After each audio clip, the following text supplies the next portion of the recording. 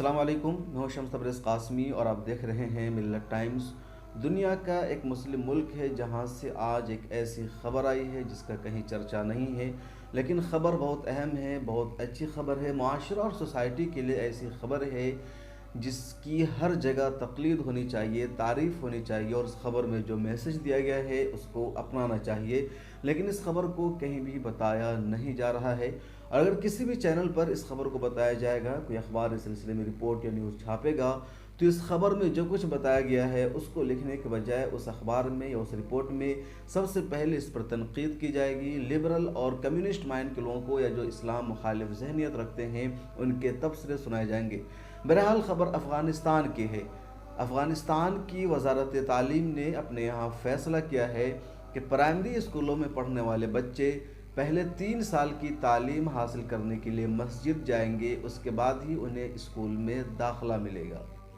अफ़गान की education ministry ने यह फ़ैसला किया है, यह मनसूबा बनाया है कि अफ़गानिस्तान के जो भी बच्चे पढ़ेंगे वो तमाम बच्चे पहले 3 साल के लिए मस्जिदों में जाएंगे, यानी प्राइमरी से तीसरी क्लास तक बच्चे मस्जिद में तालीम हासिल करेंगे और उसके बाद ही उन्हें आम स्कूलों में या गैर मजहबी स्कूलों में दाखिला मिलेगा।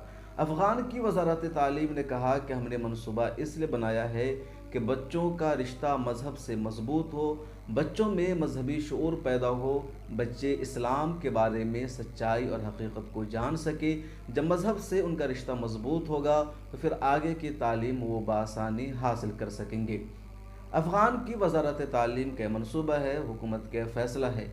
हुकूमत के इस फैसले की वहाँ के कुछ लोग शदीद मुखालफत कर रहे हैं और मुखालफत करने वाले ज़्यादातर लोगों का ताल्लुक़ लिबरल ग्रुप से है जो लिबरलिज़म के शिकार है।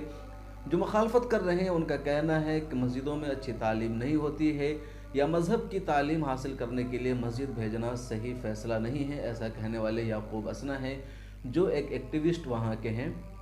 एक और सहाफ़ी मुख्तार वफ़ाई है, उनका कहना है कि बच्चों को मजहबी तालीम के हुसूल के लिए या बुनियादी तालीम के हुसूल के लिए मस्जिद भेजने का मतलब है कि अफ़गानिस्तान का तालिबान करण किया जा रहा है, तालिबान की सोच को यहाँ दोहराया जा रहा है। हुकूमत इंतहा पसंदी को फ़रोग़ दे रही है।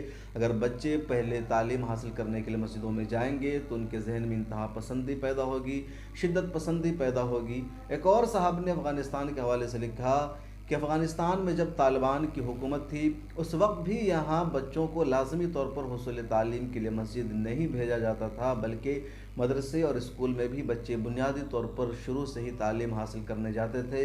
लेकिन अब एक अफ़गान हुकूमत में जो तालिबान से अलग है, उस हुकूमत में फ़ैसला किया गया है कि बच्चों को पहले और बुनियादी तौर पर मस्जिद भेजा जाएगा 3 साल के लिए, यानी प्राइमरी से तीसरी क्लास तक बच्चे पहले मस्जिद में तालीम हासिल करेंगे और उसके बाद ही बच्चे आम स्कूल में जाएंगे।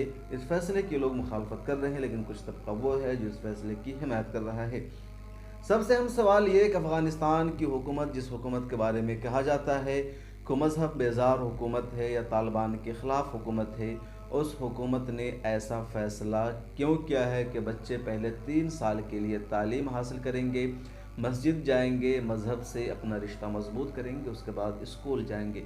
कुछ तज्ज़िया निगारों का या इंटरनेशनल अफेयर्स पर नज़र रखने वालों का मानना है कि अफ़गानिस्तान का सियासी नज़रिया बदल गया है और अफ़गानिस्तान और तालिबान के माबैन जो डील हो रही है और असल डील अमेरिका और तालिबान के बीच है, उसमें अफ़गान हुकूमत ने महसूस कर लिया है कि अफ़गानिस्तान में अब अगली हुकूमत तालिबान की बनने वाली है।